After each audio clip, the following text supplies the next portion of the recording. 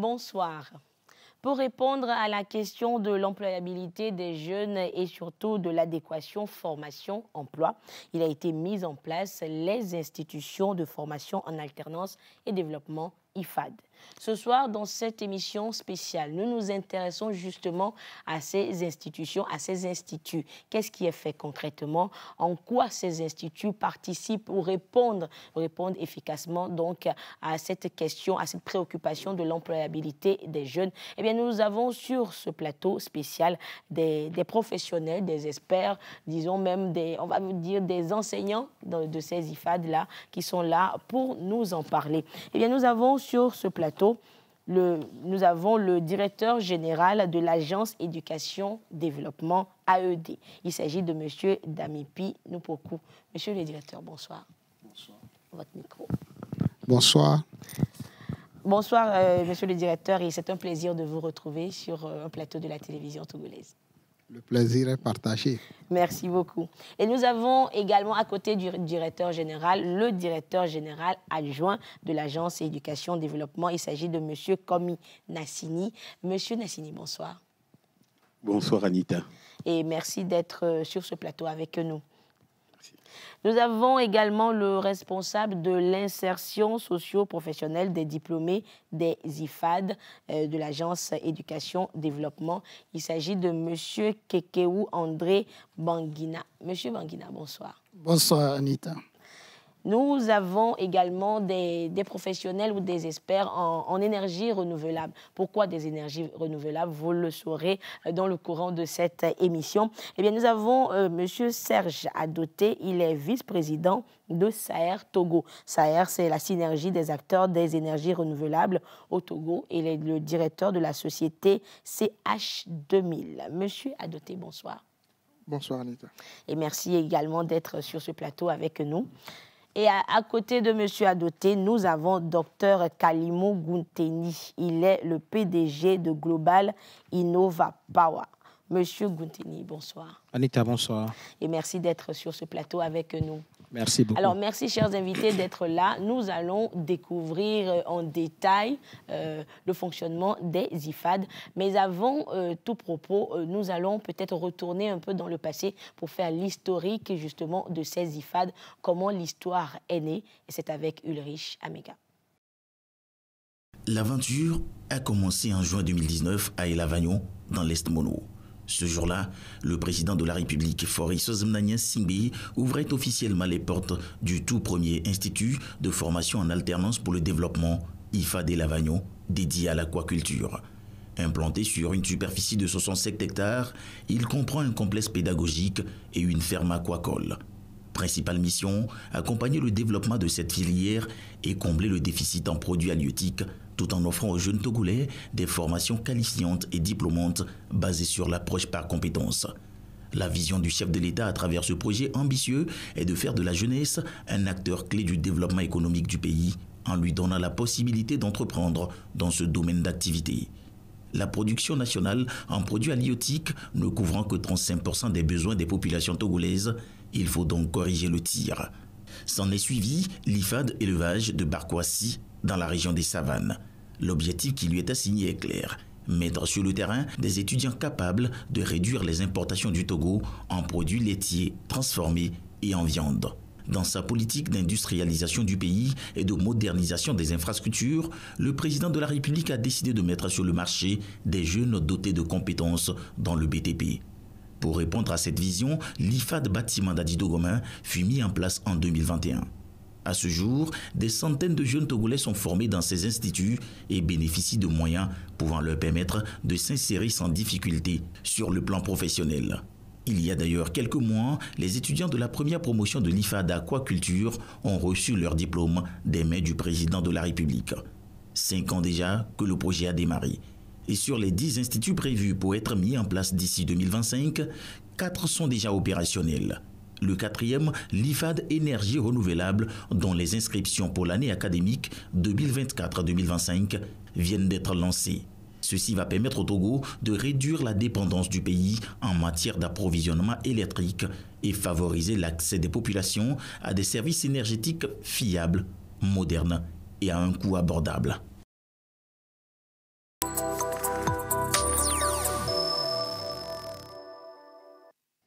Et nous sommes de retour sur ce plateau. Donc, alors, monsieur Damipi, je m'en vais vous poser la question. C'est vrai que nous avons suivi le reportage, mais dites-nous, quel était l'objectif qui a sous-tendu la mise en place des IFAD au Togo? Merci beaucoup, Anita. Je voudrais d'abord saisir cette occasion pour remercier les autorités de la TVT pour nous avoir donné l'occasion de parler encore une fois des instituts de formation en alternance pour le développement. Et les instituts de formation en alternance pour le développement, IFAD, sont nés de la volonté du président de la République de mettre en place un dispositif nouveau pour former les jeunes, notamment pour permettre d'adresser la question formation, emploi et compétences, pour que les jeunes qui sont formés dans ces instituts puissent être immédiatement opérationnels. Et c'est pour cela que le nom Institut de formation en alternance est né pour pouvoir donner cette compétence. Nous avons mis en place un dispositif de formation par alternance.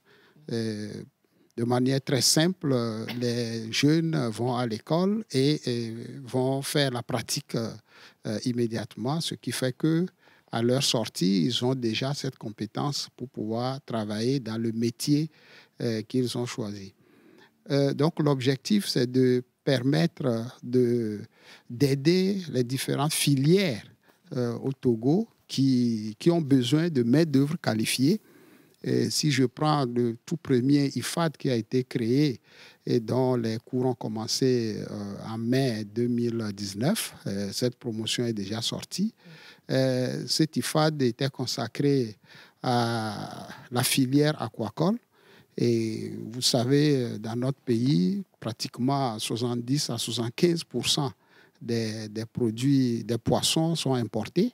Et pendant que nous avons des jeunes qui sont là, qui pouvaient embrasser cette filière-là.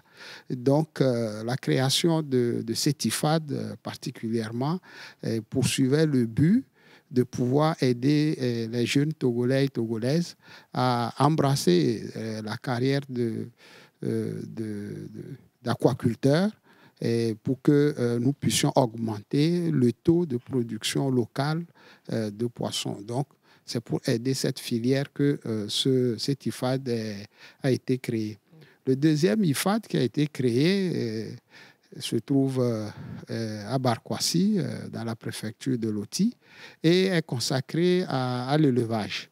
Là également, nous avons un taux de produits laitiers importés qui est très, très élevé. 90% des produits laitiers au Togo, c'est importé, alors que nous avons des vaches qui sont là. Et c'est dans ce cadre-là, pour accompagner cette filière bovine et la filière laitière au Togo, que nous avons pu mettre en place l'IFAD là. Alors, pour créer un IFAD, la décision vient au fait du gouvernement, du chef de l'État, qui a une vue globale, macroéconomique du pays et qui donne les instructions pour que l'IFAD puisse être créé. Les IFAD, j'ai parlé de deux, au fait il y en a trois. Il y a l'IFAD bâtiment qui se trouve à Lomé, dans l'enceinte du lycée technique d'Adidogomé, et qui forme les jeunes à tous les métiers du bâtiment et du BTP d'une manière générale, mais de manière particulière, les métiers du bâtiment.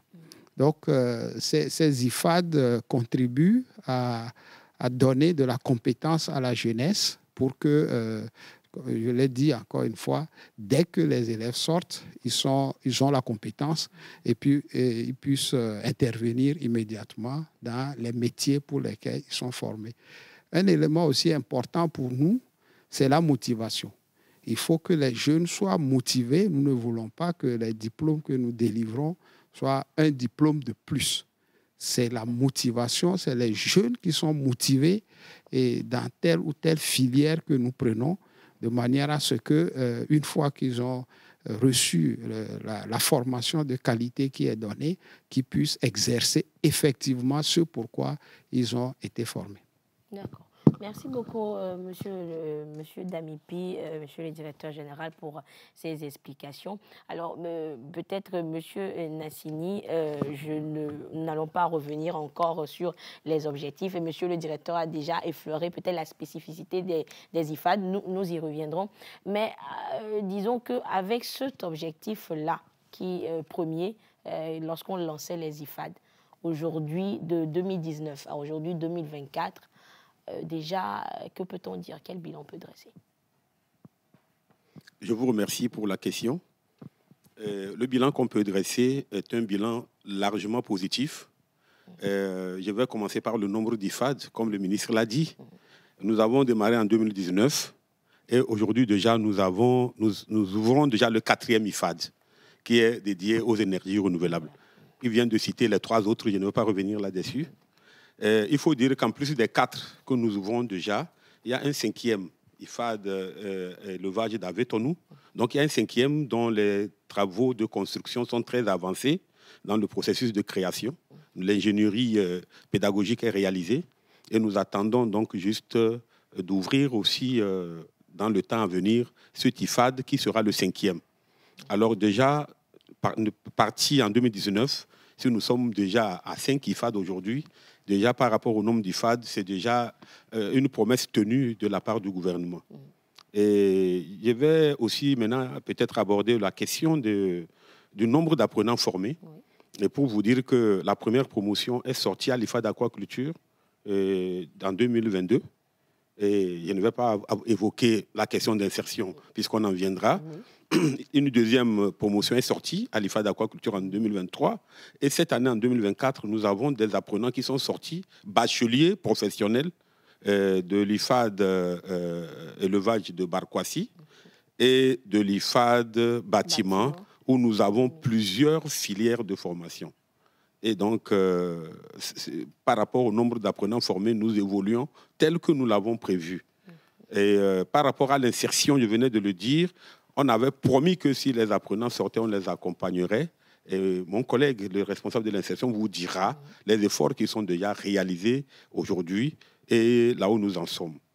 Alors, le point essentiel de la création des IFAD, comme le DG de l'AED l'a dit, en fait, c'est l'acquisition de compétences. Nous voulons que quand les apprenants sortent, qu'ils aient la compétence qu'il faut. Et ce qui leur garantit une insertion socio-professionnelle déjà. Même si l'État veut les accompagner. Cela facilite simplement leur installation. Et par rapport à l'acquisition de compétences, je vais vous dire aussi que le bilan est largement positif. Il y a des efforts qui sont faits pour maintenir la qualité de la formation à un niveau très élevé. Et cela est basé sur des priorités pédagogiques qui sont carrément comme des versets bibliques pour nous dans notre formation. Il s'agit de la professionnalisation, de l'individualisation et de l'autonomisation de la formation. Derrière chaque concept, il y a vraiment un travail qui est fait. Par rapport à la professionnalisation, c'est de faire en sorte que quand vous formez un jeune, qu'il sorte en tant que professionnel dans le secteur où vous l'avez formé, avec une expérience professionnelle qui équivaut à une expérience professionnelle d'un professionnel qui a exercé pendant 3 ans. Parce que dès la première année, nous formons au bac pro pendant 3 ans, et dès la première année, l'apprenant est déjà en contact avec le métier. Pour les IFAD agricoles, il est déjà dans la ferme dès le premier jour. Et pour les métiers du bâtiment, dès le premier jour, déjà, il est déjà dans l'atelier, en contact avec le métier. En plus maintenant du volet alternance, où il quitte l'IFAD, il quitte les ateliers, il quitte le campus pour aller en entreprise et travailler véritablement sur un chantier ou dans une entreprise aquacole ou d'élevage comme un professionnel. Il touche du doigt la réalité. Et ça, c'est déjà la professionnalisation de la formation. En amont, comme le ministre l'a dit, dès leur recrutement, on les recrute sur un projet professionnel dont ils sont convaincus. C'est-à-dire que si vous nous envoyez votre enfant, il vient et puis il y a un entretien de motivation et durant l'entretien, il nous dit « c'est mes parents qui m'ont demandé de venir ». On ne le prend pas. Voilà. Puisque ce n'est pas un établissement commercial, on ne poursuit pas que l'argent. Il est prêt à payer, mais on ne le prend pas parce qu'on ne veut pas former quelqu'un qui ne va pas exercer le métier. Donc, le jeune vient porteur d'un projet professionnel. Il a l'amour de... Exactement. C'est déjà la garantie aussi qu'il va exercer le métier avec motivation et avec passion.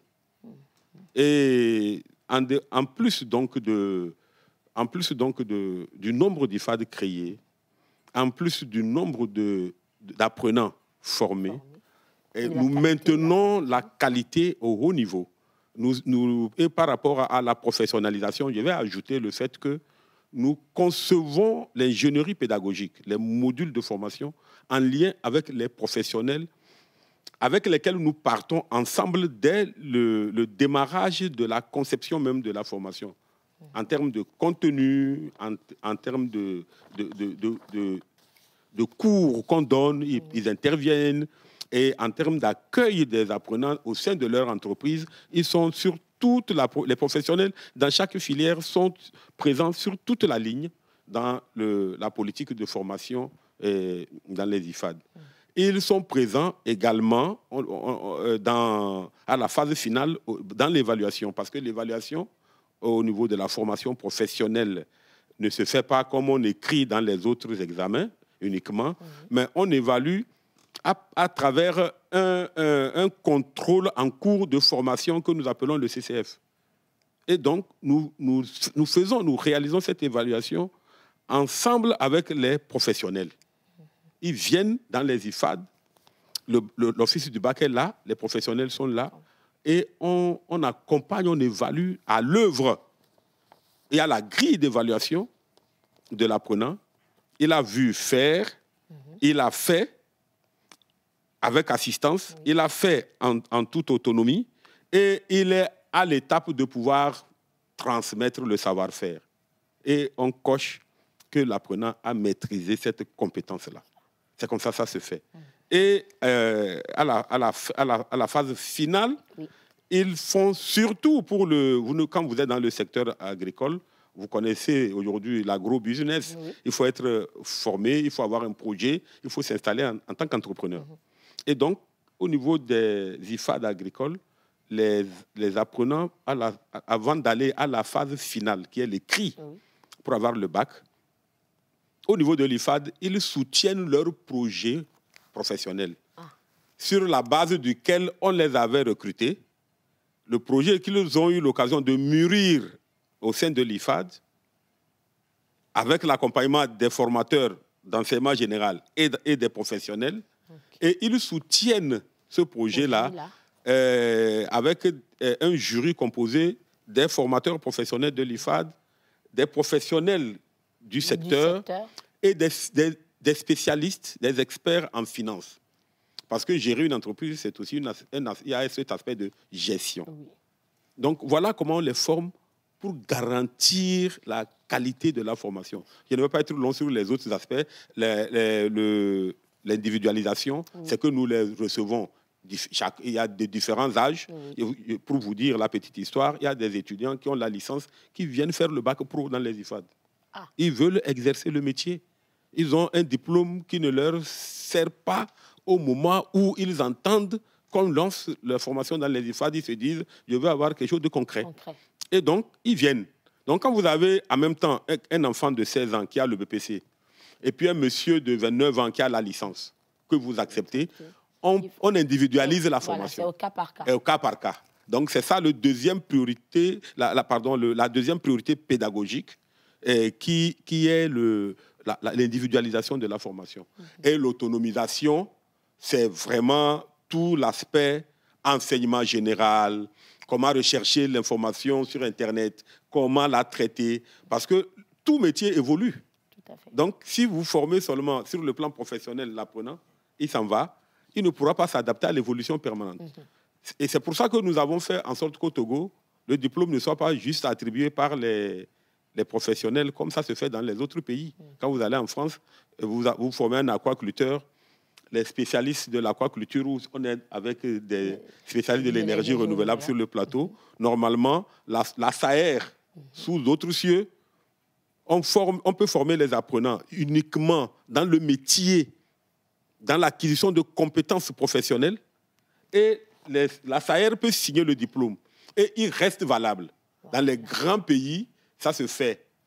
Et ce diplôme ne sera pas l'équivalent du bac, qui est un diplôme qui vous permet la mobilité, qui vous permet d'aller à l'université, au Canada, en France, partout. Et au Togo, nous avons décidé d'allier les deux.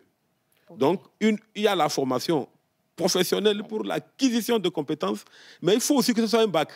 Voilà. Et c'est pour ça qu'il y a l'enseignement général qui accompagne pour donner le niveau de bachelier, etc. Donc, c'est ça la troisième priorité pédagogique qui est l'autonomisation de l'apprenant. Et donc, pour vous dire, pour terminer, le bilan, il est largement positif et nous comptons maintenir le cap. Et surtout que la volonté politique est totale. Les techniciens derrière seront à la tâche pour évoluer. Voilà, on veut maintenir le cap et même aller plus loin. Alors, Monsieur Banguina, avant de peut-être revenir en détail sur l'insertion socio-professionnelle, dites-nous, on a compris que la première promotion est sortie en 2022. Alors, dites-nous, vous en tant que justement responsable de l'insertion socio-professionnelle de ces apprenants-là, alors quel retour vous avez déjà de ceux qui sont sortis? Merci de nous donner la parole. Et par rapport à ceux qui sont sortis déjà, nous allons commencer par la première promotion. En ce qui concerne l'insertion socio-professionnelle, disons que tout commence même au cours de la formation. Et nous avons en gros les IFAD agricoles, où les IFAD ont leurs fermes et des réelles fermes, ce n'est pas des fermes d'expérimentation, c'est des réelles fermes, où au cours de leur cursus, ils passent 50% de leur temps dans la ferme. Et au niveau des IFAD du bâtiment, des métiers du bâtiment, ils ont des ateliers et c'est pareil.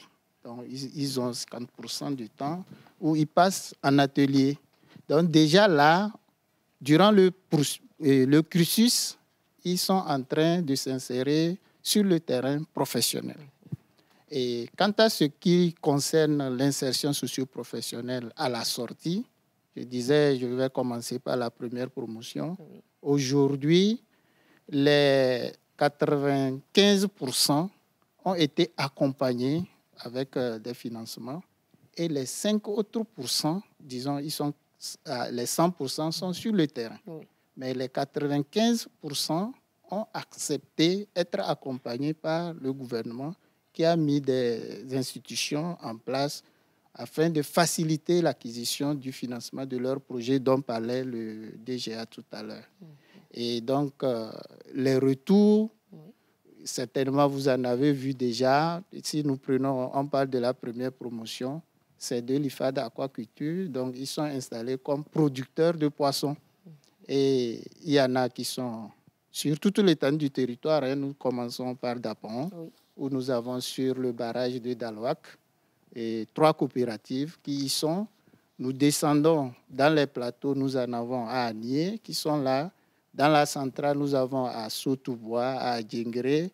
Et nous venons dans les plateaux, nous avons à Nangbeto où nous avons le gros lot qui sont annexés aux plus grands producteurs togolais. Je vais parler de l'établissement Lofty Farm, qui est le plus grand producteur, qui nous aide d'ailleurs dans l'insertion socio-professionnelle, où nous passons par l'immersion désormais.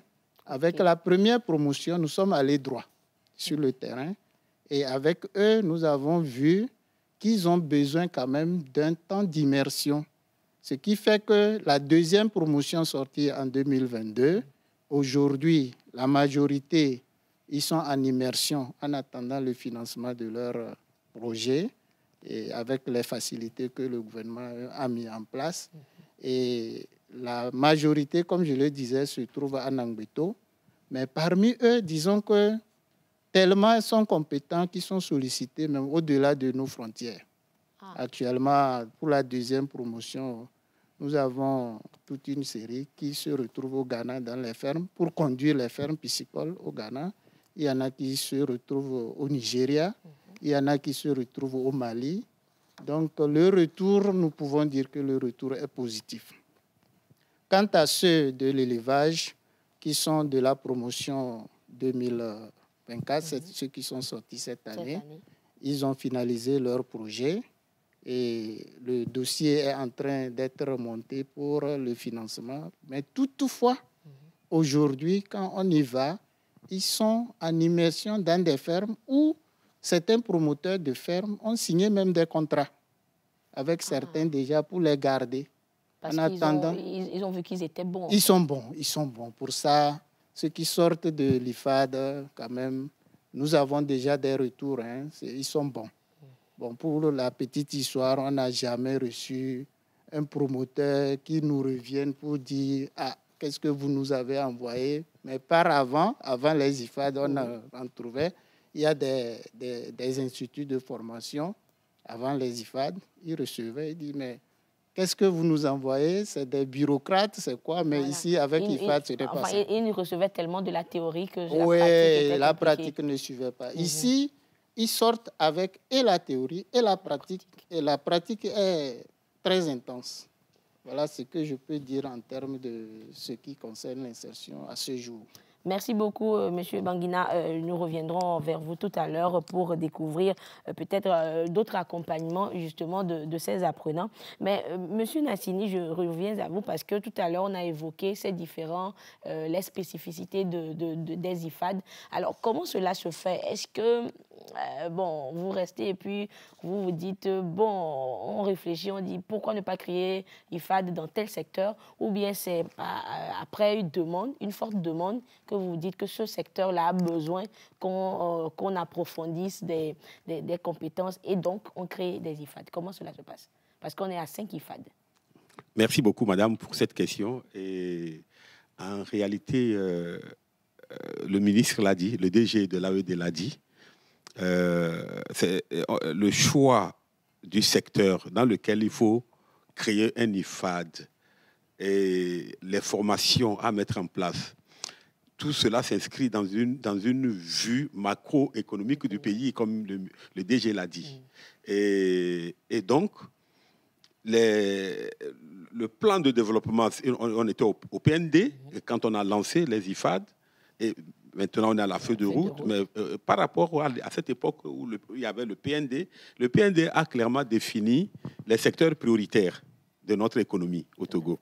Et donc, par rapport à cette priorité qui sont exprimées, alors on choisit de créer un IFAD dans un secteur ou dans un autre. Le ministre l'a dit, on a commencé par l'aquaculture, il a dit, le gap est grand.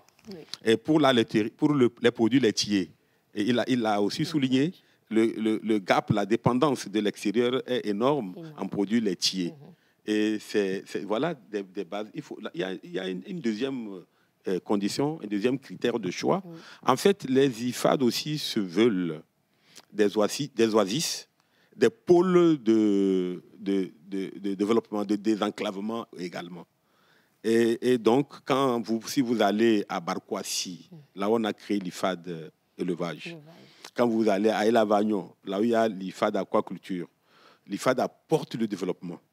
Il y a la route qui vient, si elle n'existait pas. Il y a l'éclairage qui vient, s'il n'existait pas. Il y a l'eau qui vient, si elle n'existait pas.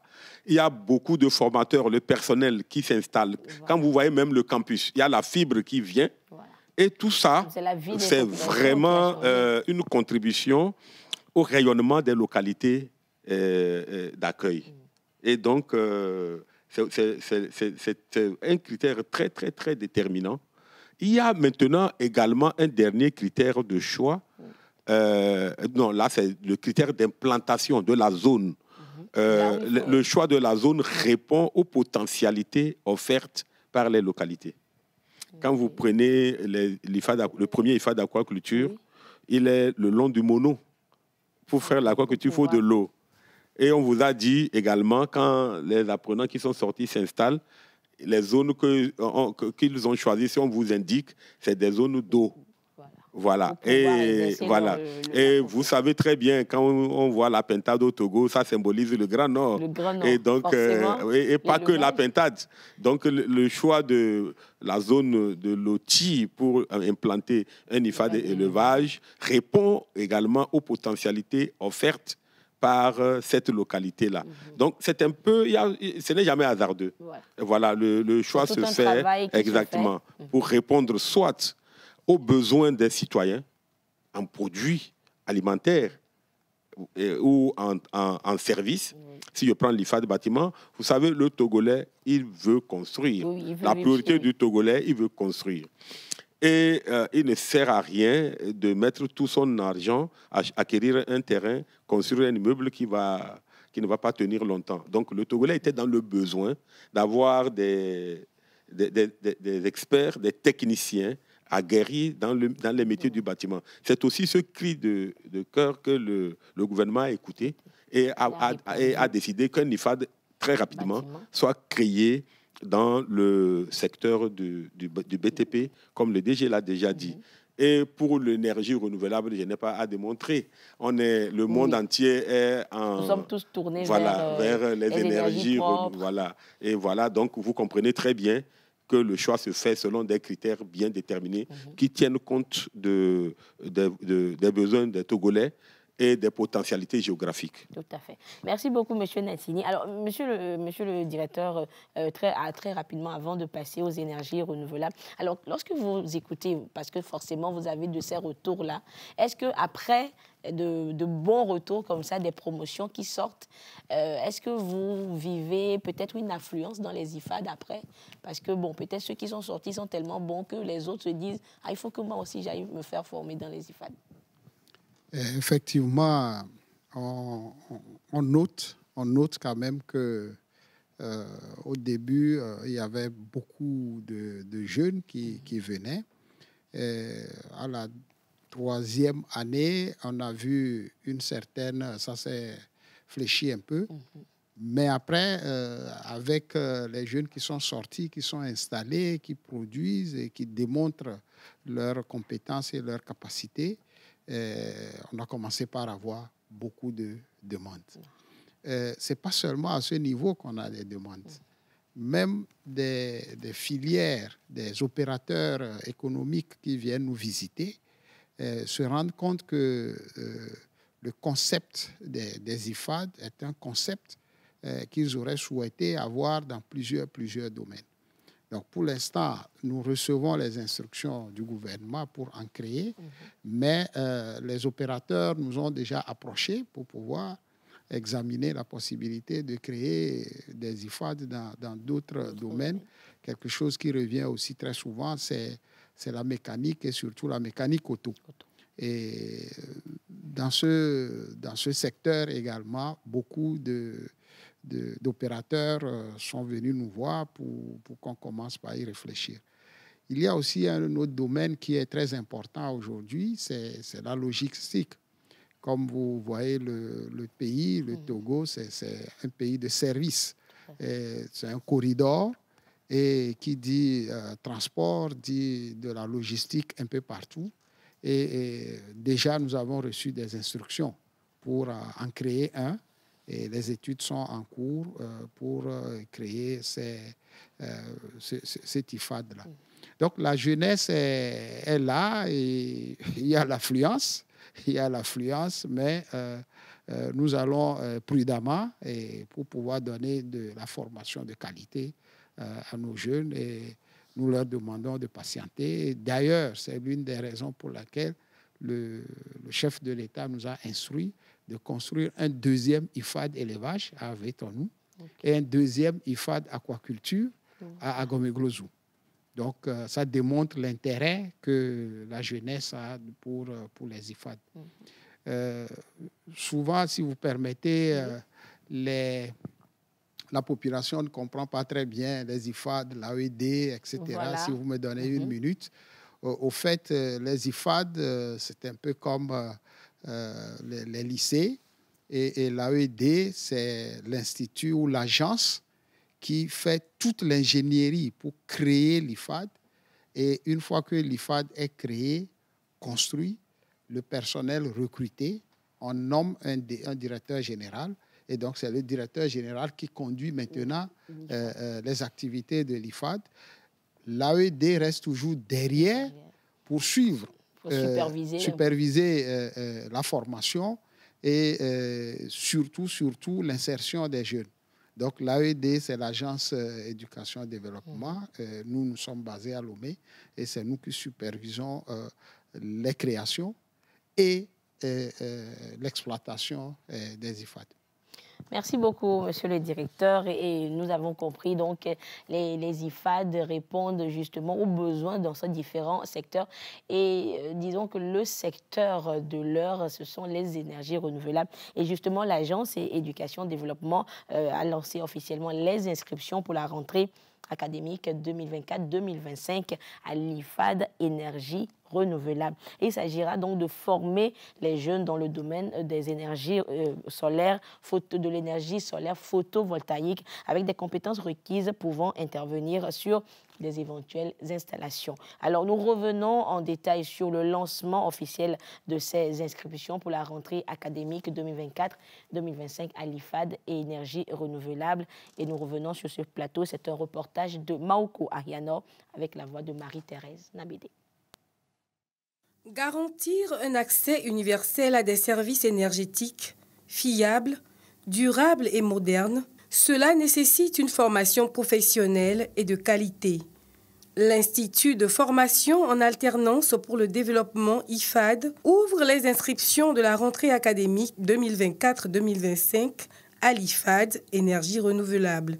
C'est un projet gouvernemental porté par le chef de l'État pour répondre efficacement aux besoins énergétiques du pays. Cet IFAD qui va accueillir les jeunes, il est équipé d'un campus, comme dans tous les IFAD, d'ateliers bien équipés pour garantir la qualité de la formation dans ce secteur innovant. Dans cet IFAD, on va former les jeunes au métier des énergies renouvelables avec le bac pro option solaire, photovoltaïque et thermique qui intègre les systèmes de pompage. C'est vraiment un secteur porteur à fort potentiel d'employabilité en ce moment où nous parlons de transition énergétique partout dans le monde. Le projet vise à former de futurs professionnels dans le domaine des énergies renouvelables capables d'intervenir sur des installations en énergie solaire, photovoltaïque et thermique. La création de ces IFAD s'inscrit dans la vision du chef de l'État de donner une formation aux jeunes qui leur permet d'être opérationnels dès leur sortie. Sur toute la chaîne de ce métier-là, le jeune qui vient à l'IFAD, il sera formé à la conception qui intègre le dimensionnement et le choix de tous les équipements qui vont être pris en compte dans ce métier. Il va être formé à l'installation de tous les systèmes photovoltaïques.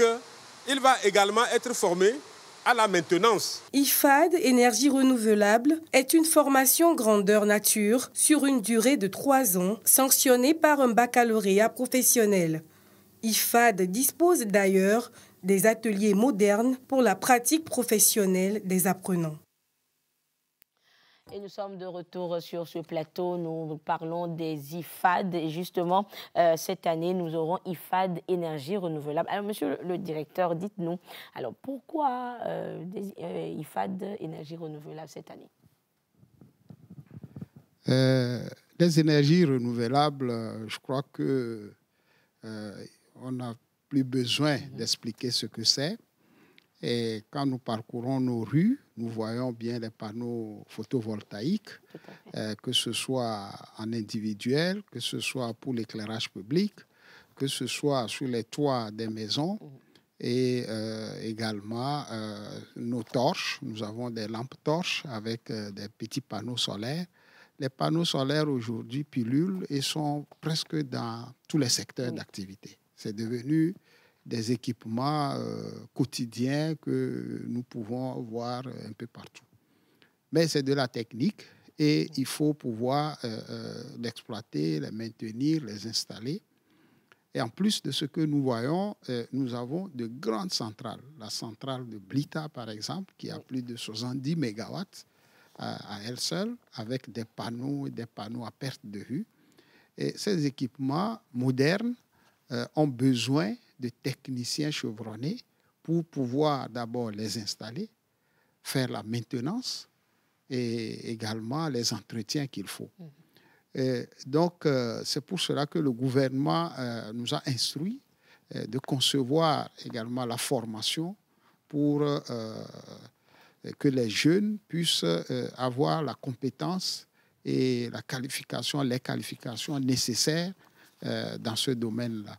En dehors des panneaux photovoltaïques que nous voyons, les panneaux produisent de l'électricité, mais vous pouvez aussi avoir directement des panneaux qui alimentent les pompes, surtout dans nos localités, au niveau des villages. On a plusieurs pompes. On peut alimenter ces pompes-là avec de l'énergie solaire. Et donc, il faut des jeunes vraiment qui soient bien formés pour faire l'entretien. Nous avons installé depuis quelques années beaucoup de panneaux solaires en éclairage public dans nos villages, dans nos contrées. Et malheureusement, il se pose cette question d'entretien. Et très rapidement, vous pouvez constater que certains panneaux, par manque d'entretien, ne fonctionnent plus bien. Donc, la création de l'IFAD d'énergie renouvelable vient à point pour que nous puissions former beaucoup de jeunes dans ce domaine. Je sais que les jeunes Togolais sont très ingénieux, ils se débrouillent assez bien, mais il faut quand même leur donner une vraie formation professionnelle pour qu'ils puissent travailler dans ce domaine et aider les populations, les citoyens, mais également aider les entreprises avec toutes ces centrales solaires qui se construisent. Je voudrais juste dire que même sur le toit de l'IFAD bâtiment, si vous passez par là, vous allez voir qu'il y a des panneaux solaires. Donc l'IFAD bâtiment même est alimenté par des panneaux solaires. Et l'IFAD énergie renouvelable même est alimenté également par des panneaux solaires. Nous aurons des panneaux solaires qui fonctionnent normal comme tout, mais nous avons aussi des panneaux solaires qui sont dédiés spécialement à la formation. Donc, voilà les raisons pour lesquelles nous avons créé l'IFAD énergie renouvelable. La création d'un IFAD, d'une manière générale, commence toujours par des discussions avec les professionnels. Et ce sont ces professionnels qui nous disent exactement les compétences dont ils ont besoin, les activités de ces jeunes, une fois que les jeunes seront avec eux ou bien vont s'installer. C'est les professionnels qui nous aident à écrire ces activités. Et après cela, nous faisons l'ingénierie pédagogique, l'ingénierie de la formation même vient en deuxième position. Et pour l'IFAD ENR, on n'a pas manqué. On a trouvé la SAER, la synergie des acteurs des énergies renouvelables et qui nous ont accompagnés dans la première phase, à savoir la phase où on conçoit les métiers, les activités. Donc, nous appelons ça un référentiel de métiers et cela a été fait d'abord par eux-mêmes. Nous avons apporté juste une petite contribution, mais c'est les professionnels qui nous ont aidés à construire ça. Ils interviendront sur d'autres aspects lors de la formation, mais je tiens encore une fois à les remercier pour ce travail-là. Merci beaucoup, monsieur le directeur. Alors, justement, nous sommes sur le plateau avec les experts dans le domaine des énergies renouvelables. Alors, monsieur Adoté, alors, vous êtes le vice-président, justement, de la SAER, la synergie des acteurs des énergies renouvelables du Togo. Bon, nous n'allons pas vous demander quel est votre sentiment parce que vous avez participé un peu à la réalisation de ce TIFAD-là. Alors, dites-nous, peut-être de façon concrète, qu'est-ce qui sera fait? Quelle formation on aura donné aux apprenants durant 3 ans dans ce TIFAD-là? Merci beaucoup pour la question. Comme effectivement le DG l'a souligné un peu plus tôt, dès le début, la SAER a été impliquée parce que nous sommes des professionnels. Lorsque les étudiants vont sortir, ils vont venir travailler peut-être dans les entreprises qui sont membres de la SAER. Donc, nous devions apporter notre expérience pour que ces formations soient pratiques. Parce qu'aujourd'hui, ce que nous remarquons, c'est que lorsque les étudiants sortent, ils sont pleins de savoir théorique, mais lorsqu'ils viennent dans nos entreprises, nous devons passer du temps à les former. Donc, c'est de l'argent que nous dépensons parce qu'ils ne sont pas opérationnels tout de suite. Maintenant, en ce qui concerne la formation, les métiers, nous avons essayé de travailler avec l'IFAD sur les installations photovoltaïques. C'est-à-dire qu'aujourd'hui, l'IFAD, avec la CERA, a travaillé pour développer des formations sur le solaire photovoltaïque, sur le thermique. Et aujourd'hui, il faut savoir comment dimensionner une installation proprement pour éviter que le client final qui a investi ne puisse pas avoir un retour sur investissement qui lui soit profitable. Nous avons travaillé également sur les éléments d'installation, comment installer des équipements solaires. Et nous avons également travaillé sur les éléments de maintenance. Parce que comme le DG l'a dit, avec tout ce que nous faisons ces dernières années dans le renouvelable, dans le solaire, il va falloir faire de la maintenance, il va falloir faire du recyclage aussi. Et c'est des composantes qui feront partie intégrante de ces formations où les membres de la SAER vont apporter leur pierre à l'édifice. Parce que nous avons aidé à travailler sur les référentiels et nous serons également disposés pour accompagner l'IFAD pour apporter des formations pratico-pratiques, si vous me permettez le terme, pour que les étudiants soient vraiment à la pointe de ce qui est attendu à la fin de leur formation. D'accord. Alors, M. Adoté, est-ce que cela voudra dire que peut-être durant le cursus, forcément les apprenants viendront en entreprise, peut-être dans la vôtre ou dans d'autres entreprises membres de la synergie, et que lorsque vous rencontrerez, pas des difficultés, mais peut-être des insuffisances, vous ferez le retour également pour que ça soit pris en compte? Effectivement, c'est même l'objectif d'avoir été partie prenante du programme dès le début, c'est d'accompagner également l'IFAD ENR dans la gestion de ces alternants, parce qu'ils vont alterner les cours et des temps en entreprise. Et étant donné que c'est nous qui avons participé à l'élaboration du référentiel métier, nous savons ce qui est enseigné. Et dans certains cours, même nous ferons partie du corps enseignant. Donc nous savons ce qui se passe à l'école. Lorsque l'élève va venir dans notre entreprise, il ne pourra pas dire qu'il ne connaissait pas ça. Parce que peut-être qu'il y a un mois, peut-être c'est moi qui ferai cours et je saurai ce que j'ai enseigné.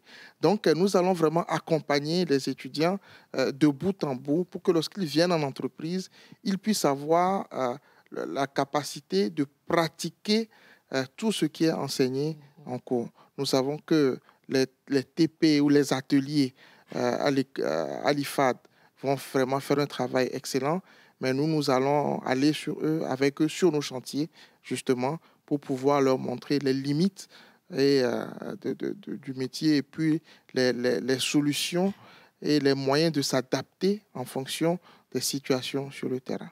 D'accord.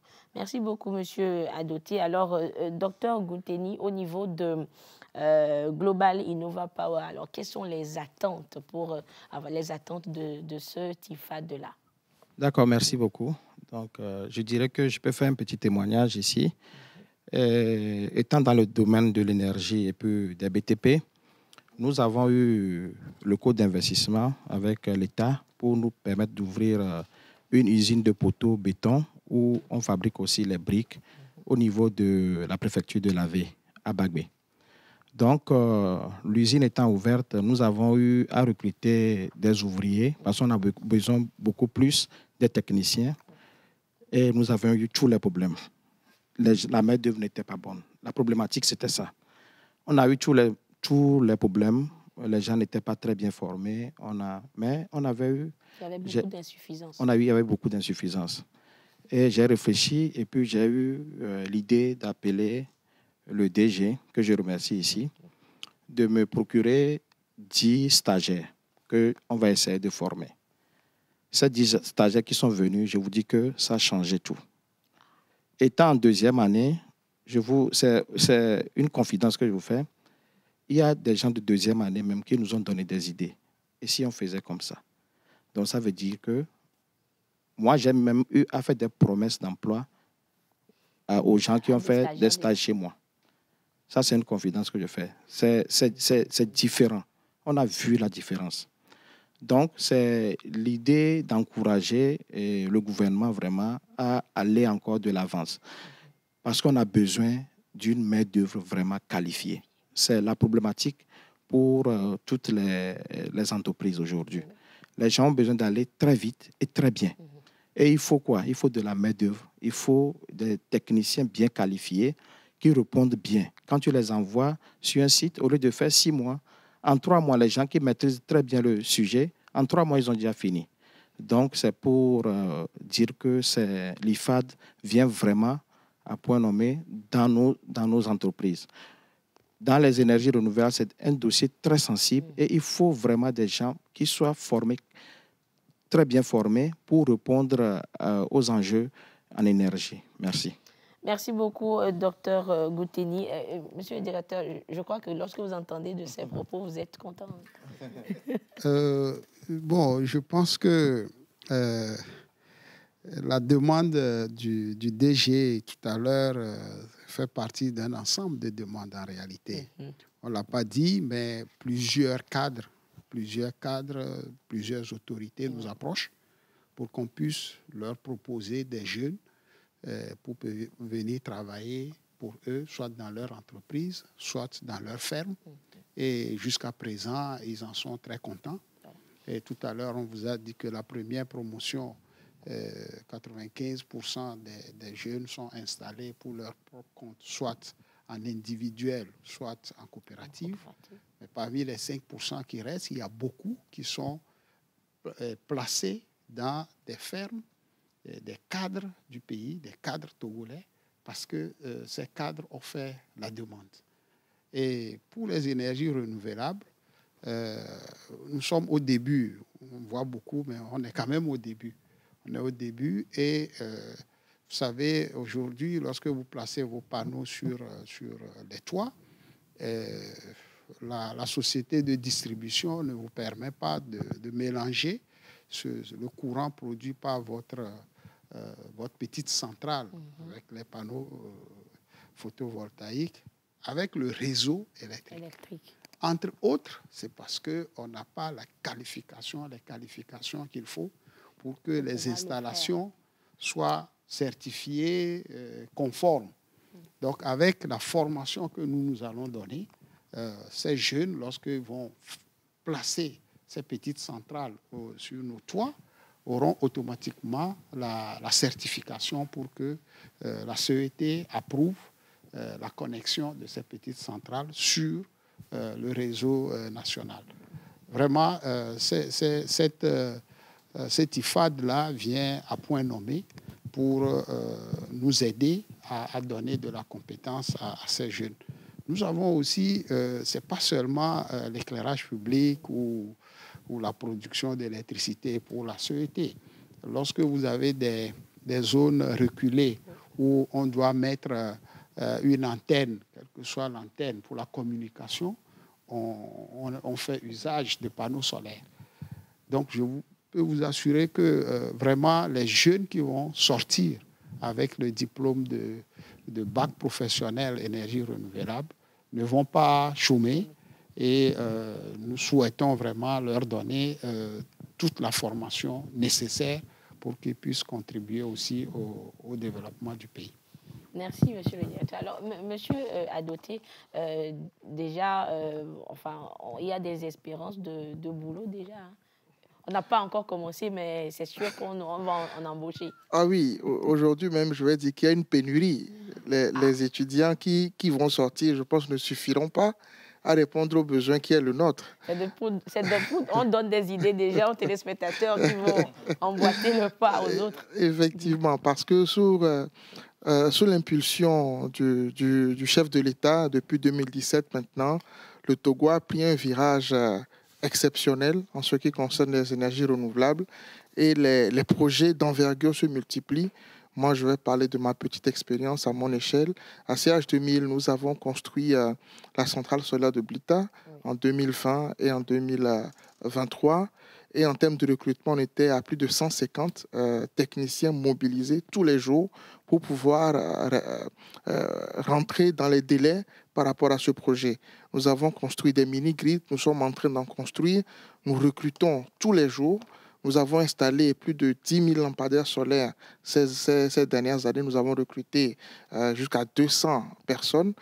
C'est pour dire que les chantiers dans le renouvelable, ils sont là parce que nous le vivons. Et à la SAER, avec nos entreprises, c'est pourquoi nous nous sommes mis ensemble pour pouvoir nous soutenir. Et aujourd'hui, la ressource la plus chère pour nous, la plus importante pour nous, c'est la ressource humaine. Et c'est une ressource qui manque terriblement. Les installateurs qui sont là aujourd'hui, ils ont appris sur le tas. Les formations qui sont faites, qui étaient faites avant, elles ne sont pas en accord avec ce que nous voulons. Donc l'IFAD répond à un besoin qui est là et qui est criard.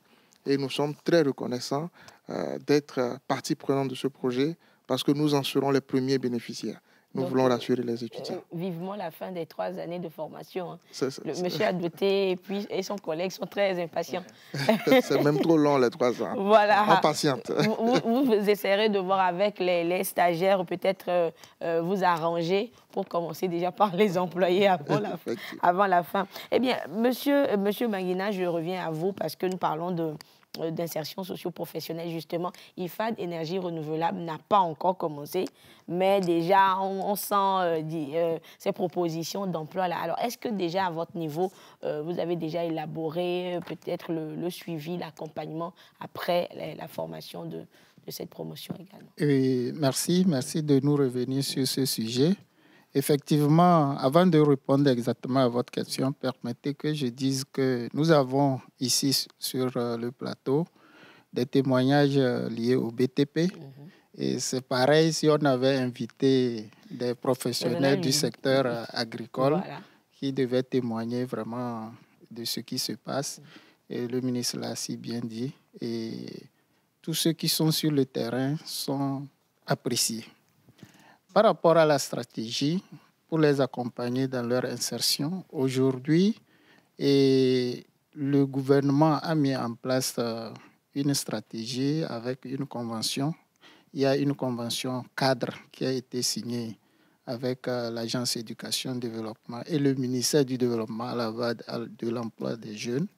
Et à partir de cette convention cadre, chaque IFAD signe une convention tripartite qui implique maintenant le FAEJ, qui est également du domaine de la jeunesse, pour accompagner les facilités de financement en ce qui concerne les projets des apprenants sortant des IFAD agricoles. Et au niveau de l'IFAD bâtiment, nous sommes en partenariat avec l'ANPE, avec qui nous étions pas plus qu'hier en entretien, où ils ont invité les acteurs du BTP, avec qui on a discuté la possibilité de les prendre aussitôt pour leur immersion. Voilà. Donc, comme il le dit si bien, le besoin est criard, mais il faut une orientation, il faut une politique qui accompagne cette immersion dans le monde professionnel. D'accord.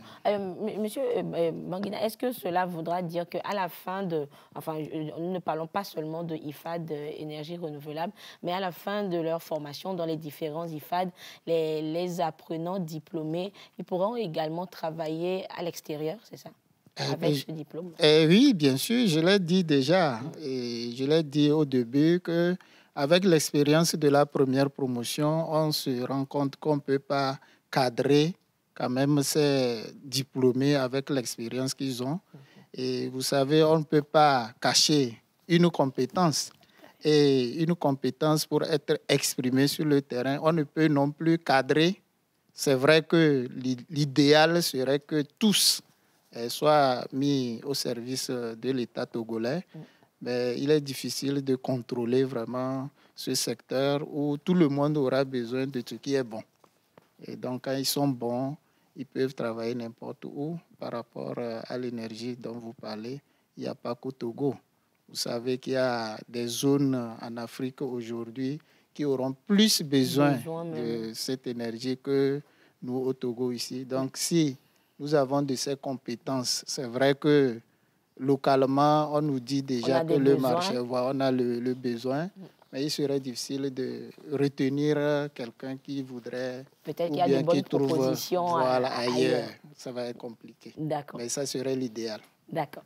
Alors, monsieur le directeur, nous avons compris que ce sont les inscriptions qui sont lancées pour le cas de cette rentrée à IFAD Énergie Renouvelable. Alors, à quand la fin des formations, des inscriptions et à quand le début des cours? Nous avons effectivement lancé les inscriptions la dernière fois. Nous espérons que d'ici novembre, décembre, on pourra avoir suffisamment d'apprenants pour pouvoir démarrer.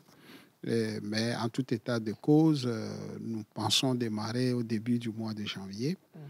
Je profite aussi pour dire que quand bien même on a déjà on avait déjà démarré les formations dans les autres IFAD ou dans les autres filières, le gouvernement nous a instruit de rester toujours à l'écoute, de rester ouvert, même si à l'IFAD d'aquaculture ou à l'IFAD d'élevage, nous avons des jeunes motivés qui venaient, nous sommes disposés à les prendre jusqu'à un certain temps quand même. Okay. Le DG adjoint vous a dit tout à l'heure que le dispositif est tel que nous pouvons individualiser les formations.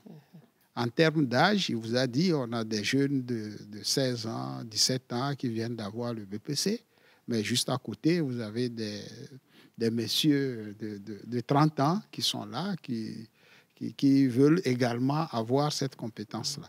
En termes de formation initiale, il faut avoir au moins le BPC. Donc, vous avez des jeunes de BPC. Et il a dit aussi, vous avez juste à côté des gens qui ont la licence et qui sont dans la même classe.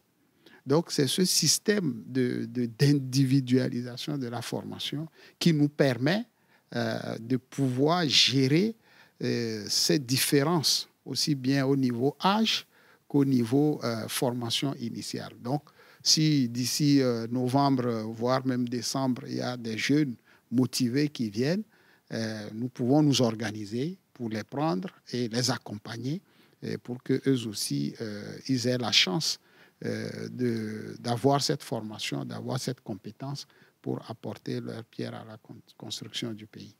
Je voudrais, si vous permettez aussi, dire un petit mot sur le financement des élèves. Nous avons eu plusieurs jeunes qui sont arrivés, qui sont motivés, qui sont inscrits. Et au dernier moment, ils n'ont pas les moyens pour payer les frais. Et nous avons été agréablement surpris, d'ailleurs depuis l'année passée, par des ONG qui prennent en charge des jeunes, la scolarité, la formation des jeunes. Et cette année, il y a un qui a pris jusqu'à 60 jeunes que l'ONG finance pour leur formation, et dans tous les domaines, aussi bien certains soit à l'aquaculture, d'autres à l'élevage, d'autres au bâtiment. Et donc, comment cela se fait? Est-ce que ce sont des partenariats que vous avez? Nous avons noué des partenariats. Nous sommes partis expliquer la situation parce que nous avons des jeunes qui sont là, qui ne peuvent pas payer. Et nous nous sommes approchés de ces gens. Et il y a même des entreprises aussi qui nous accompagnent. Comme je ne vais pas faire la publicité des entreprises, mais il y a des entreprises, je les remercie, qui nous accompagnent aussi, soit en finançant des jeunes, soit également en nous donnant des matériaux de construction, en nous donnant un certain nombre d'équipements qui permettent de former les jeunes. Donc, j'en appelle à tout le monde de pouvoir aider ces jeunes Togolais, ces jeunes Togolaises qui veulent vraiment se former. Nous sommes ouverts. Certains nous ont vus juste dans les médias, à la télévision, ils se sont approchés. Et d'autres, c'est nous qui les avons approchés. Et ils ont mieux compris.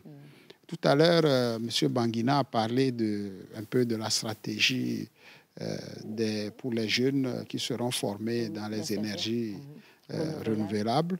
Je voulais juste compléter en disant que nous avons commencer par discuter quand même avec les plus grosses entreprises d'électricité de la place, la CET, Contour Global, la CEB, etc.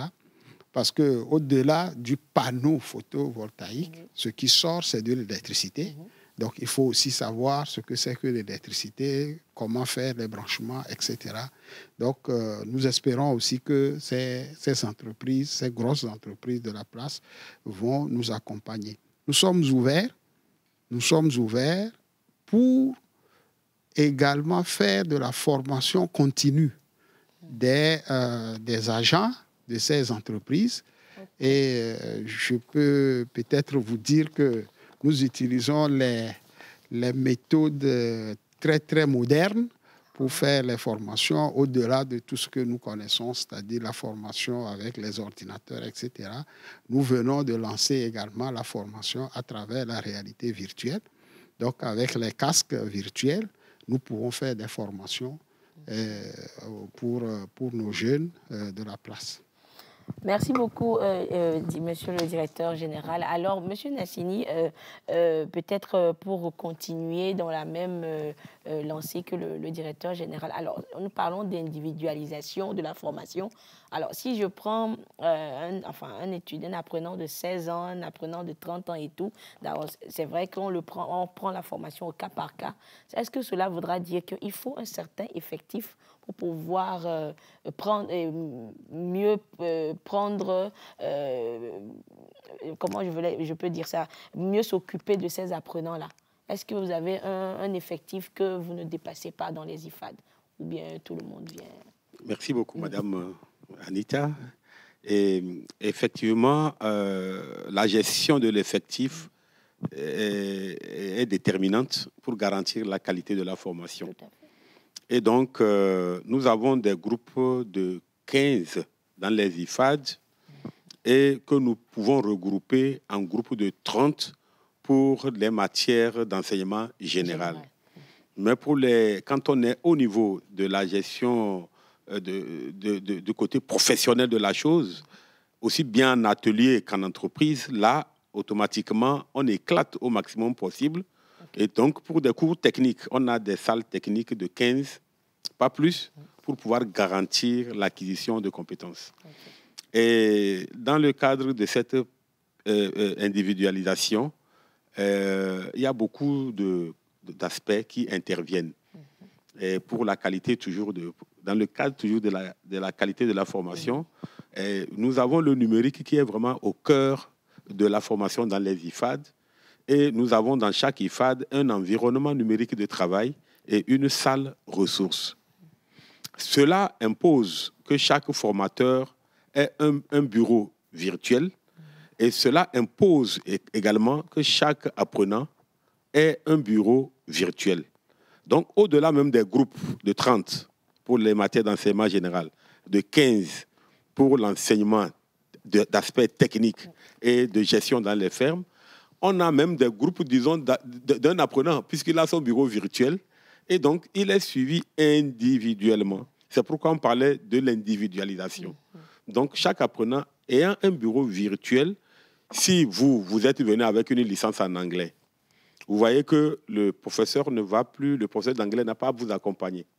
Mais le professeur de maths qui voit que vous avez des problèmes à comprendre le cours de statistiques pour votre gestion, alors lui, quand tout le monde sera peut-être en train de faire l'anglais, alors que lui, il a une licence en anglais, le formateur va l'aider en lui envoyant du travail dans son bureau virtuel et qu'il va traiter et renvoyer.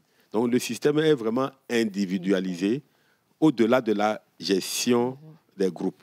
Et grâce à ce numérique, il y a des logiciels de simulation. Le DG vient de parler de la réalité virtuelle. Vous avez, voilà. Il y a cet aspect qui nous permet vraiment d'être à l'aise dans les expérimentations. Vous savez, les expérimentations, c'est très coûteux s'il faut le faire en grandeur nature. En électricité, il faut faire une installation réelle et la faire exploser pour que les apprenants voient que s'ils commettent des erreurs, le système va s'exploser. Voilà ce qui va arriver. C'est coûteux de chaque fois construire un système et de le faire exploser. Voilà, la même chose dans tous les domaines. Si vous voulez voir les poids, si vous voulez apprendre à un apprenant que s'il ne traite pas l'eau, s'il ne mesure pas la teneur en telle ou en telle acidité, à tel degré d'acidité, etc., ou de degré de chaleur, etc., si l'apprenant doit le maîtriser, vous serez obligé, si vous êtes juste dans la réalité, d'aller faire que l'eau ne soit pas bonne, que les poissons meurent et qu'ils voient. Donc, nous avons vraiment des logiciels de simulation où l'apprenant peut vivre tout ça là comme une réalité. Et ça permet vraiment de rendre possible l'expérimentation de manière indéfinie. Le logiciel permet de construire la maison, de faire toute une installation. Vous observez l'apprenant qui installe et quand il fait l'erreur, vous avez le court-circuit et puis il constate. Voilà un peu donc... et un autre aspect du numérique, c'est vraiment garantir le partenariat entre l'IFAD et les professionnels. Parce que la finalité du centre ressources, c'est aussi le partage d'expériences. Tout à fait.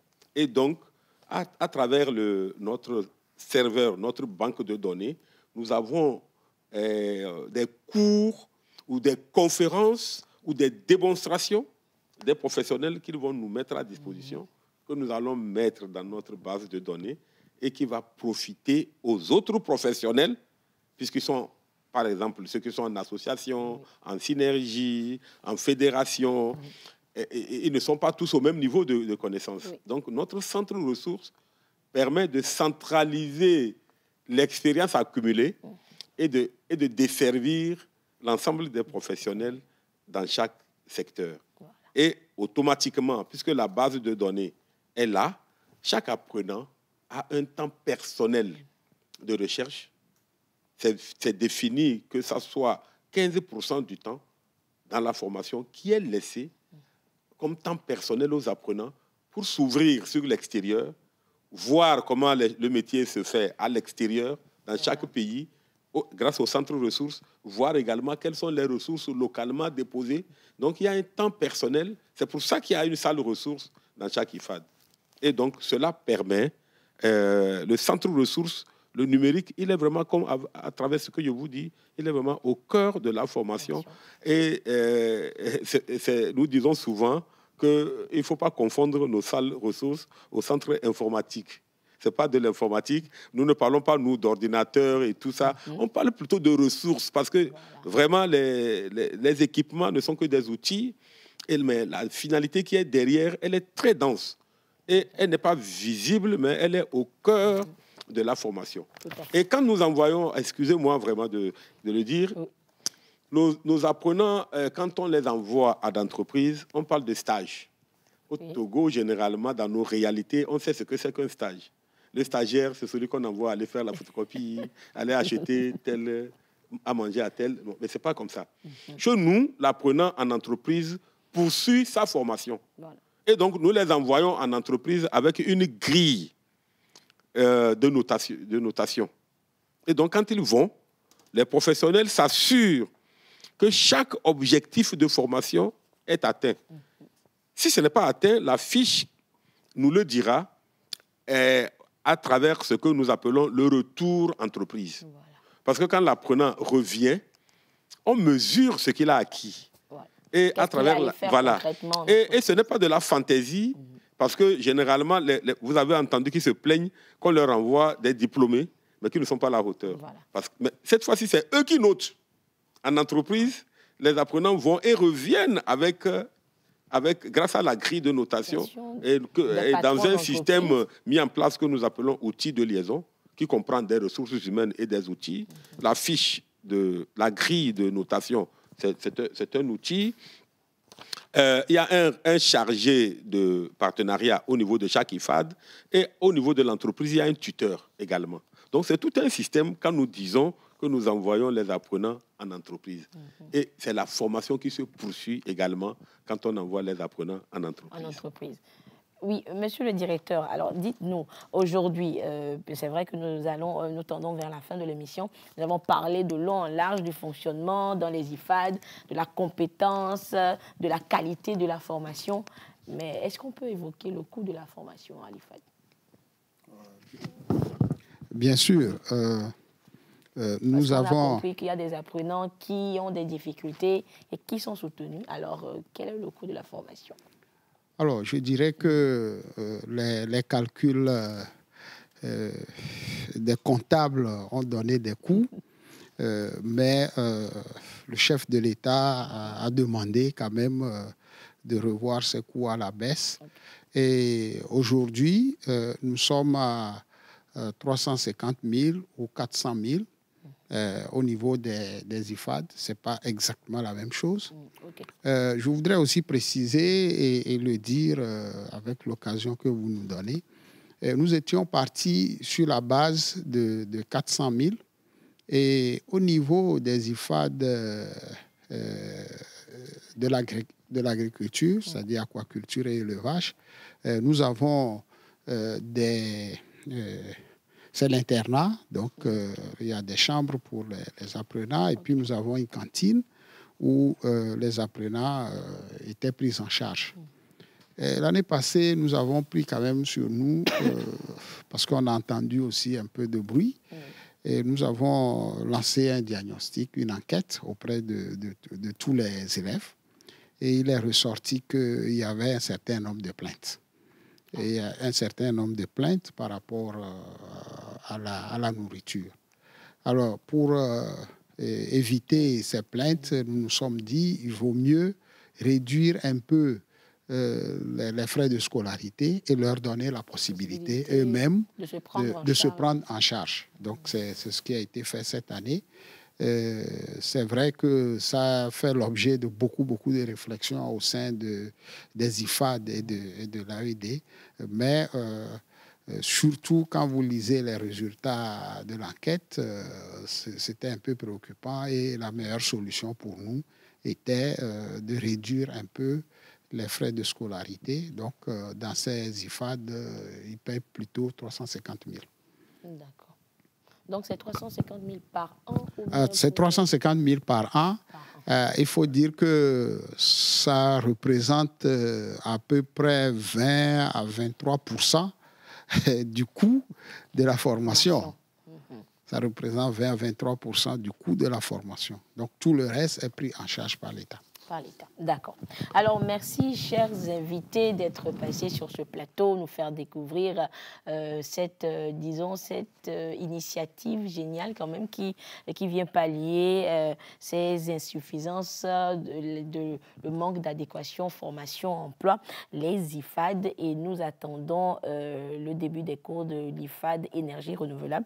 Mais avant de vous laisser repartir, nous allons faire le traditionnel tour de plateau pour recueillir vos derniers mots, vos mots de fin. Alors, docteur Gounteni, nous allons commencer avec vous au niveau de Global Innova Power. Alors, quelles sont peut-être vos perspectives, vos souhaits pour la suite des IFAD et surtout IFAD énergie renouvelable? Oui, surtout, nous, aujourd'hui, nous avons besoin des gens qualifiés pour faire aujourd'hui le dimensionnement, la conception et la réalisation dans les projets énergie renouvelable.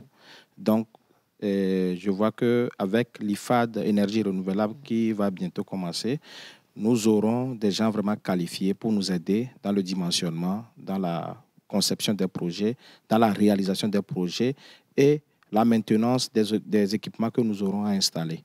Donc, vivement que ça commence et nous attendons vraiment à recruter ces techniciens pour nous aider dans nos projets. Merci. Mais docteur Gounteni, est-ce que peut-être vous allez servir pas de publicité, vous n'allez pas faire de la publicité, mais de relais, parce que là, on a lancé les inscriptions pour l'IFAD, mais est-ce qu'à votre niveau, vous pourrez également en parler à des jeunes qui veulent? Naturellement, nous allons en parler aux gens, nous allons communiquer. Même nous faisons partie du SAER et chaque entreprise aujourd'hui a l'obligation de communiquer autour.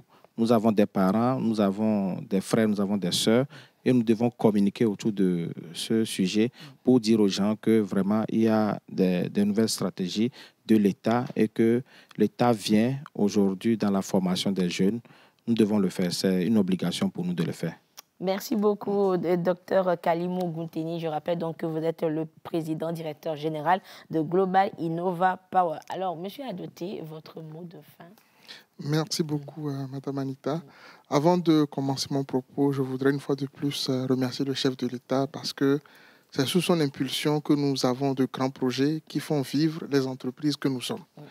Donc, à la SAER, nous sommes un réseau de 31 entreprises avec plus de 800 emplois pérennes. Et nous sommes très heureux de travailler avec l'IFAD parce que nous avons la capacité d'accueillir les nouveaux apprenants et nous avons le désir de participer à leur formation car nous avons besoin d'eux. Et pour terminer, comme mon collègue, le docteur Gounteni l'a dit, nous allons être le porte-parole de l'IFAD-ENR tout autour de nous pour qu'un maximum de jeunes passent à travers cette école pour pouvoir ensuite nous accompagner dans tous nos projets. Merci beaucoup, Monsieur Serge Adoté. Je rappelle que vous êtes le vice-président de la SAER, la synergie des acteurs des énergies renouvelables au Togo, et directeur général de la société CH2000. Alors, Monsieur Banguina, au niveau de... Quelle est la suite de l'insertion socio-professionnelle pour les IFAD? Merci pour de nous donner la parole pour le mot de fin. Je dirais aujourd'hui, si nous avons quelque chose à dire au sujet de l'insertion, c'est de remercier la TVT de nous avoir donné cette occasion et aux téléspectateurs qui nous regardent qu'en matière d'insertion, nous avons aujourd'hui besoin des fermes, nous avons besoin des entreprises et aujourd'hui, à l'endroit de tout entrepreneur qui a souci de compétences et une compétence qui est déjà prise en compte dans nos IFAD, c'est de nous approcher. À l'endroit des promoteurs des fermes, il y en a des fermes qui ont été abandonnées pour raison de compétences, pour raison de manque de ressources humaines qualifiées. Aujourd'hui, qui nous approche, nous allons solutionner ça. Les jeunes, certes, le gouvernement fait son pas, en mettant les moyens, les facilités d'accès à leur financement pour leurs projets. Mais les jeunes ont un souci de site. Alors que dans l'expérimentation que nous avons faite, il y a des sites non exploités. Et aujourd'hui, que ces promoteurs puissent nous approcher et on verra dans quelle mesure valoriser ces sites abandonnés à ce jour. Merci. Merci beaucoup, Monsieur Kekeo André Banguina. Vous êtes responsable de l'insertion socio-professionnelle des diplômés des IFAD à l'Agence Éducation Développement. Alors, Monsieur Nassini, votre mot de fin. Merci beaucoup, Madame. Et mon mot de fin va s'articuler sur deux petits points. Le petit point, c'est quand même nécessaire de rappeler que les IFAD aujourd'hui, nous formons au bac pro. Et puis, quand on entend bac pro, baccalauréat professionnel, c'est quand même un terme nouveau. Mais il y a quelque chose derrière qui est très important. Je ne voudrais pas dire que c'est une révolution, mais c'est quand même une nouvelle dynamique. Nous savions qu'il y avait le bac d'enseignement général et il y a le baccalauréat technique. Enseignement général, pour savoir de manière générale, enseignement technique, pour former des gens qui sont techniquement aptes pour comprendre et maîtriser les systèmes. Maintenant, c'est un pas qui est franchi avec l'enseignement, la formation professionnelle. Avant, ce que nous savions au Togo, l'aspect professionnel, ça s'acquiert sur le terrain. Mais aujourd'hui, on forme des jeunes qui sortent étant professionnels. Donc, je voudrais souligner que c'est quand même un grand pas qui est franchi depuis 2018, que le bac pro est créé au Togo. C'est vraiment très important. Donc, ça veut dire quoi? Et ça veut dire qu'aujourd'hui, quand nous lançons un bac pro, par exemple le bac pro aquaculture, désormais, ce bac pro existe au Togo. ça veut dire que vous pouvez créer un institut pour former des Togolais au bac pro. Ce n'est pas l'apanage des IFAD. Parce que le bac pro est créé. Le bac pro, de manière générique, est créé. Et le bac pro aquaculture est créé aussi. Et quand c'est créé, c'est ouvert. C'est un patrimoine de l'État. Voilà. Et donc, désormais, tout le monde peut former dans les bacs pro qui sont créés à partir de l'AED, ensemble, en synergie avec tous les ministères partenaires, à savoir l'enseignement général, l'enseignement technique, l'enseignement supérieur et l'office du bac. Et donc, c'est un patrimoine collectif. C'est le premier aspect de mon intervention. Le deuxième aspect de mon intervention, c'est de souligner quand même que nous nous réjouissons du projet de création des IFAD, particulièrement par rapport à la solidité de la base. C'est-à-dire qu'aujourd'hui, quand vous voyez que nous créons les IFAD, c'est les Togolais qui réalisent l'ingénierie pédagogique. Elle est très complexe, mais le système a été mis en place de telle sorte que ce soit des Togolais, des jeunes Togolais, qui soient à même de mettre en place l'ingénierie pédagogique. C'est un aspect solide parce que l'apanage, la vocation des IFAD, c'est de former, c'est la pédagogie. Et si à chaque fois on dépendait de l'extérieur, le système serait paralysé. Mais les autorités ont voulu pérenniser le projet. Et à chaque fois, pour un nouveau secteur, nous nouons un partenariat, d'abord, avec les professionnels du Togo, qui élaborent pour nous ce qu'il faut comme liste d'activités. Et donc ça, avec eux, on le maîtrise, on l'a, avec les ministères concernés. Par exemple, si c'est l'élevage, on travaille avec le ministère chargé de l'agriculture, avec son bras technique qui est la direction de l'élevage, et nous concevons tout ensemble. Maintenant, pour ce qui concerne l'ingénierie pédagogique, on signe un partenariat avec un institut étranger qui forme déjà dans cette spécialité pour maintenant, à partir du référentiel du métier, pour élaborer nous-mêmes, avec l'accompagnement d'un partenaire extérieur, pour élaborer nous-mêmes le référentiel de formation et le référentiel de certification pour avoir le référentiel diplôme. Et donc, nous, une fois la formation bâtie, ce sont des Togolais qui possèdent toute l'ingénierie pédagogique. Et c'est l'enrichissement du secteur de l'éducation togolais. Donc, c'est cet aspect-là, ce sont ces deux aspects que je voudrais relever pour dire que c'est une nouvelle dynamique qui est vraiment née et qui est en train d'atteindre ses objectifs. Parce que l'AED a été créé et dans les statuts de l'AED, il est bien dit, c'est un dispositif du système éducatif togolais qui doit apporter une nouvelle approche et cette approche qui est appelée à s'étendre. Et aujourd'hui, nous travaillons avec l'enseignement technique, nous travaillons avec le CFMI, qui est un institut privé, nous travaillons avec tous les centres de formation, et aussi bien étatiques que privés, pour avancer dans cette nouvelle approche-là. Donc voilà ce que je voudrais saluer. Je vous remercie. Merci beaucoup, M. Kominassini, directeur général adjoint de l'Agence Éducation et Développement AED. Alors, nous allons terminer avec vous, M. le directeur général. Alors, votre mot de fin, la suite des IFAD. Merci beaucoup. Merci de nous avoir consacré tout ce temps pour qu'on puisse parler des IFAD. Je voudrais avant tout saluer la vision du chef de l'État pour avoir insufflé cette dynamique de nouvelles formations, de nouveaux systèmes de formation à l'endroit de la jeunesse et dire à cette jeunesse que les IFAD, c'est une formation en compétences et de qualité qui est donnée au niveau de chaque IFAD et chaque jeune qui se sent motivé pour une activité quelconque qui est couverte par un IFAD peut s'approcher de nous et il aura la formation qu'il faut, il aura la compétence dès sa sortie. Et en appeler aussi aux à tout le secteur économique du pays pour accompagner cette nouvelle dynamique insufflée par le chef de l'État à l'endroit des jeunes. L'insertion des jeunes, je pense que dans la plupart des centres de formation au Togo, c'est quand même une nouveauté.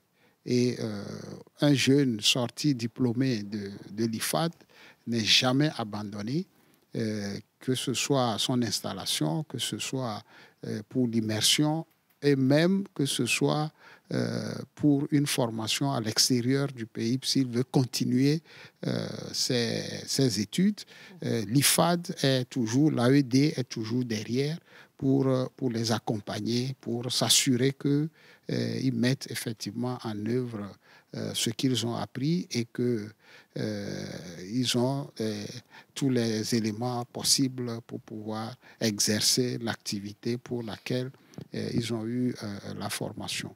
Nous continuons à accompagner le gouvernement lorsque les instructions nous sont données.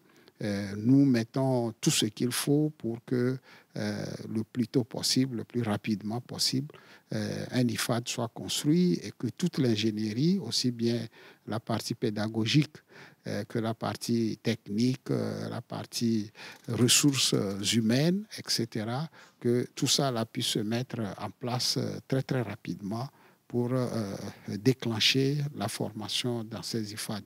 Les IFAD, c'est toujours ouvert et nous trouverons toujours une possibilité d'accompagner les jeunes. Nous savons que, comme on le dit, l'adage le dit, tous les 5 doigts de la main ne sont pas égaux. Donc, venez à nous et nous allons toujours trouver des possibilités pour accompagner tout Togolais ou toute Togolaise qui souhaite se former dans les IFAD. Je vous remercie. Merci beaucoup, Monsieur Damipi Noupoko, directeur général de l'AED, Agence Éducation Développement. Merci à vous, chers invités, d'être passés sur ce plateau. Merci à vous, téléspectateurs, de nous avoir suivis. Nous pensons désormais que les IFAD n'ont plus de secret pour vous. Et c'est les instituts de formation en alternance et développement qui sont ces lieux où la qualité de la formation est garantie et les compétences sont acquises par les apprenants justement pour faire d'eux des professionnels rompus à la tâche pour un développement dynamique du Togo. Merci de votre aimable attention. Le rendez-vous est pris pour une autre émission spéciale. Bonsoir.